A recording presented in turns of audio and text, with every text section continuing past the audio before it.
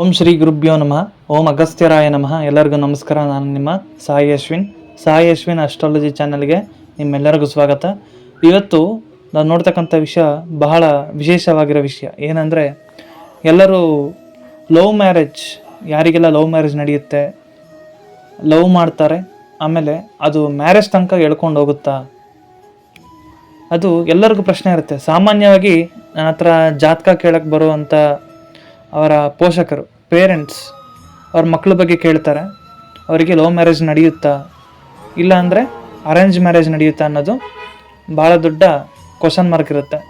So ಇವಾಗ ಯಾರಿಗೆ love marriage ಆಗುತ್ತೆ, ಯಾರಿಗೆ ಲವ್ ಆಗುತ್ತೆ, ಅದು ಮ್ಯಾರೇಜ್ ತನಕ ಹೋಗುತ್ತಾ, ಅಥವಾ ಅರೇಂಜ್ ಮ್ಯಾರೇಜ್ ಆಗುತ್ತಾ, ಅಥವಾ ನಿಮಗೆ ನಿಮ್ಮ ಕ್ಯಾಸ್ಟಲ್ಲೇ ಆಗುತ್ತಾ,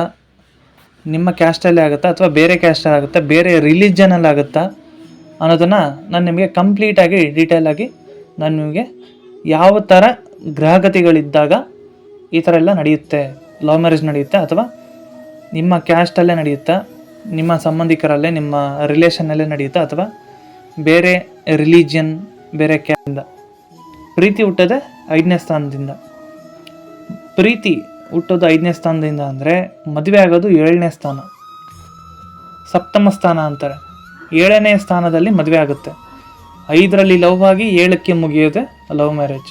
ಇದು ಅರೇಂಜ್ ಮ್ಯಾರೇಜ್ ಆಗುತ್ತಾ, ಅಥವಾ ಪೇರೆಂಟ್ಸ್ನ ವಿರುದ್ಧವಾಗಿ ಇವರು ನಿಂತು ಮದುವೆ ಆಗ್ತಾರ ಅನ್ನೋದೇ ದೊಡ್ಡ ಪ್ರಶ್ನೆ. ಹಾಗೆ ಲವ್ ಮ್ಯಾರೇಜ್ ಅನ್ನೋದು ಇವರು ರಿಲೇಷನ್ನಲ್ಲೇ ನಡೆಯೋದು. ಶುಭ ಗ್ರಹಗಳು ನೋಡಿದ್ರೆ ರಿಲೇಷನಲ್ಲೇ ನಡೆಯುತ್ತೆ. ಅದು ಯಾವುದು ಶುಭ ಗ್ರಹಗಳು ಅಂತ ಕೇಳಿದ್ರೆ, ಇವಾಗ ಲವ್ ಆಗೋ ಅಂಥದ್ದೇ ಚಂದ್ರ, ಮನೋಗಾರಕ ಚಂದ್ರ ಮತ್ತು ಶುಕ್ರ. ಯಾರಿಗೆಲ್ಲ ಚಂದ್ರ ಶುಕ್ರ ಬಲವಾಗಿದ್ದಾರೋ, 5ನೇ ಅಧಿಪತಿ ಜೊತೆ ಸಂಬಂಧ ಪಡ್ತಾರೋ, ಅವರಿಗೆ ಲವ್ ಮ್ಯಾರೇಜ್ ಅನ್ನೋದು ಖಂಡಿತ ಇರುತ್ತೆ. ಲವ್ ಅನ್ನೋದು ಖಂಡಿತ ಆಗುತ್ತೆ. ಅದು 7ನೇ ಅಧಿಪತಿ ಜೊತೆ ಸಂಬಂಧಪಟ್ಟಾಗ ಖಂಡಿತ ನಿಮಗೆ ಲವ್ ಮ್ಯಾರೇಜ್ ಆಗುತ್ತೆ. ಸೊ ಇವರು ಲವ್ ಮಾಡ್ಬೇಕಾದ್ರೆ ಒಳ್ಳೆ ದಶಾಭುಕ್ತಿ ಇರಬೇಕು. ಆ ಟೈಮಲ್ಲಿ 6ನೇ ಅಧಿಪತಿ ಭುಕ್ತಿ ಏನಾರು ಬಂದರೆ ಅದು ಅರ್ಧಕ್ಕೆ ಬ್ರೇಕಪ್ ಆಗಿಬಿಡುತ್ತೆ. ಸೊ ನಿಮ್ಮ ಜಾತಕದಲ್ಲಿ ಹೇಗಿದೆ ಅನ್ನೋದನ್ನು ನೀವು ಚೆಕ್ ಮಾಡ್ಕೋಬೇಕು. ಇವಾಗ ನಿಮ್ಮ ರಿಲೇಷನಲ್ಲೇ ಮದುವೆ ಆಗುತ್ತೆ ಅನ್ನೋದು ಹೇಗೆ ಕಂಡುಹಿಡಿಬೇಕು ಅಂದರೆ, 5ನೇ ಅಧಿಪತಿ ಮತ್ತು 7ನೇ ಅಧಿಪತಿಗೆ ಶುಭ ಗ್ರಹಗಳು. ಇನ್ನೊಂದು ವಿಧಿ ಇದೆ, ನಾಡಿ ವಿಧಿಯಲ್ಲಿ ಚಂದ್ರ ಮತ್ತು ಶುಕ್ರನಿಗೆ ಶುಭ ಗ್ರಹಗಳು ಸಂಬಂಧಪಟ್ಟಾಗ, 7ನೇ ಅಧಿಪತಿ ಜೊತೆ ಸಂಬಂಧಪಟ್ಟಾಗ, ಶುಭ ಗ್ರಹಗಳು ಸಂಬಂಧಪಟ್ಟರೆ, ಶುಭ ಗ್ರಹಗಳ ದೃಷ್ಟಿ 7ನೇ ಅಧಿಪತಿ ಮತ್ತು ಚಂದ್ರ ಮತ್ತು ಶುಕ್ರನ ಮೇಲೆ ಬಿದ್ದಾಗ ನಿಮಗೆ ಖಂಡಿತ ನಿಮ್ಮ ರಿಲೇಷನಲ್ಲೇ ಮದುವೆ ಆಗುತ್ತೆ ಅಂತ ಅರ್ಥ. ಇನ್ನೊಂದು ವಿಧಿ ಇದೆ, ನಿಮಗೆ ಬೇರೆ ಕ್ಯಾಸ್ಟ್, ಬೇರೆ ಒಂದು ಕ್ಯಾಸ್ಟಲ್ಲಿ ಒಂದು ಹುಡುಗಿ ಜೊತೆ ನಿಮಗೆ ಲವ್ ಆಗುತ್ತಾ, ಬೇರೆ ಜಾತಿಯ ಒಂದು ಮಹಿಳೆ ಜೊತೆ, ಒಂದು ಹುಡುಗಿ ಜೊತೆ ನಿಮಗೆ ಮದುವೆ ಆಗುತ್ತಾ ಅನ್ನೋದು ಹೇಗೆ ಕಂಡುಹಿಡಿಯೋದು ಅಂತ ಕೇಳಿದ್ರೆ, 5ನೇ ಅಧಿಪತಿಗೆ ಪಾದಕಾಧಿಪತಿ, ನಿಮ್ಮ ಜಾತಕದಲ್ಲಿ ಪಾದಕಾಧಿಪತಿ ಇರ್ತಾರೆ. ಇವಾಗ ಉಭಯ ಲಗ್ನಕ್ಕೆ 7ನೇ ಅಧಿಪತಿ ಪಾದಕಾಧಿಪತಿ, ಚರರಾಶಿ ಅಂತಾರೆ. ಚರರಾಶಿಗೆ ಪಾದಕಾಧಿಪತಿ ಬಂದು 11ನೇ ಅಧಿಪತಿ.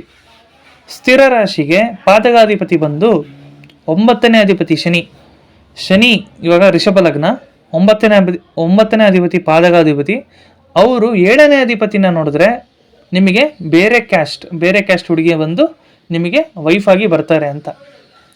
ಹಾಗೆ ಬೇರೆ ರಿಲಿಜಿಯನ್, ಇವಾಗ ಬೇರೆ ಧರ್ಮದವರು, ಮುಸ್ಲಿಂ ಧರ್ಮದವರಾಗಿರ್ಬೋದು, ಕ್ರಿಶ್ಚಿಯಾನಿಟಿ ಧರ್ಮದವರಾಗಿರ್ಬೋದು, ಹಾಗೆ ಬೇರೆ ದೇಶದ ಒಂದು ಹುಡುಗಿನೇ ಆಗಿರ್ಬೋದು, ಅವರು ನಿಮಗೆ ನಿಮ್ಮ ಲವ್ ಮ್ಯಾರೇಜ್ ಆಗುತ್ತಾ, ಅವ್ರಿಗೂ ನಿಮಗೂ ಲವ್ ಮ್ಯಾರೇಜ್ ಆಗುತ್ತಾ ಅಂಥ ಹುಡುಗಿ ಸಿಗ್ತಾರಾ, ಬೇರೆ ದೇಶದ ಹುಡುಗಿ ಸಿಗ್ತಾರಾ, ಬೇರೆ ರಿಲಿಜನ್ ಹುಡುಗಿ ಸಿಗ್ತಾರಾ, ಇದು ಹೇಗೆ ಕಂಡುಹಿಡಿಯೋದಂದರೆ,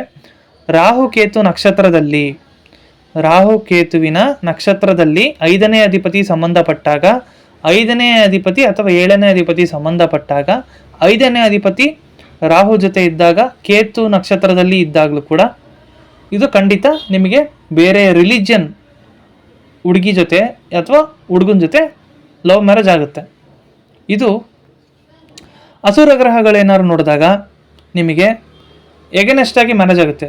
ತಂದೆ ತಾಯಿ ನಿಮ್ಮ ಪೇರೆಂಟ್ಸಿಗೆ ನೀವು ವಿರುದ್ಧವಾಗಿ ನೀವು ಮದುವೆ ಆಗ್ತೀರಾ ಅಂತ ಅರ್ಥ. ಉದಾಹರಣೆಗೆ ಇವಾಗ ಒಂದು ಜಾತಕ ನೋಡೋಣ. ಇವ್ರದ್ದು ರಿಷಭ ಲಗ್ನ 7ನೇ ಅಧಿಪತಿ ಬಂದು ಕುಜ.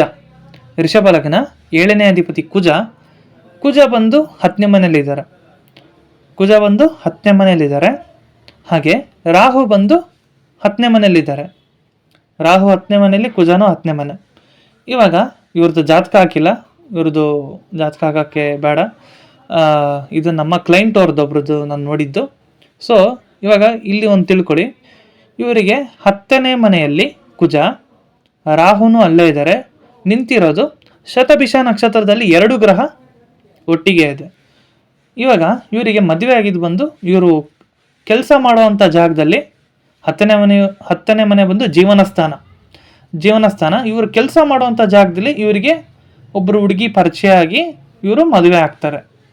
ಸೊ 7ನೇ ಅಧಿಪತಿ ಯಾವ ನಕ್ಷತ್ರ ಸಾರದಲ್ಲಿ ನಿಲ್ತಾರೋ ಅವರಿಗೆ ಆ ಭಾವ ಬಂದು ಆಕ್ಟಿವೇಟ್ ಆಗುತ್ತೆ. ಅವರಿಗೆ ಅಂಥ ಒಂದು ದೂರ 8ನೇ ಮನೆಯಲ್ಲಿದ್ದಾಗ ದೂರದಿಂದ ಇವರೆಲ್ಲರೂ ಟ್ರಾವೆಲಿಂಗ್ ಮಾಡೋಕ್ಕೆ ಹೋಗ್ಬೋದು, ಯಾವ್ದಾರು ಒಂದು ಹೊರದೇಶಕ್ಕೆ ಹೋಗಿರ್ಬೋದು ಓದಲಿಕ್ಕೆ. ಆ ಟೈಮಲ್ಲಿ ಇಬ್ರಿಗೂ ಪರಸ್ಪರ ಪರಿಚಯ ಆಗುತ್ತೆ. ನಂತರ ಇವರು ವಿವಾಹಕ್ಕೆ ಬರ್ತಾರೆ. ಸೊ ಈ ಥರದ್ದೆಲ್ಲ ಇರುತ್ತೆ. ರಾಹು ಕೇತು ನಕ್ಷತ್ರದಲ್ಲಿ 7ನೇ ಅಧಿಪತಿನೋ 5ನೇ ಅಧಿಪತಿಯೋ ಇದ್ದಾಗ ನಿಮಗೆ ಬೇರೆ ರಿಲಿಜನ್ ಹುಡುಗಿ ಅಥವಾ ಹುಡುಗನ ಜೊತೆ ಮದುವೆ ಆಗುತ್ತೆ, ಲವ್ ಮ್ಯಾರೇಜ್ ಆಗುತ್ತೆ ಅಂತ ಅರ್ಥ. ಇನ್ನು ಹಲವಾರು ವಿಡಿಯೋಗಳು ಈ ಟಾಪಿಕ್ ಬಗ್ಗೆ ನಾನು ಮಾತಾಡ್ತಾ ಹೋಗ್ತೀನಿ. ಕಂಟಿನ್ಯೂ ಆಗಿ ಚಾನಲ್ನ ಸಪೋರ್ಟ್ ಮಾಡ್ತಾಯಿರಿ. ಈ ವಿಡಿಯೋನ ತುಂಬ ಜನಕ್ಕೆ ಶೇರ್ ಮಾಡಿ. ಧನ್ಯವಾದಗಳು.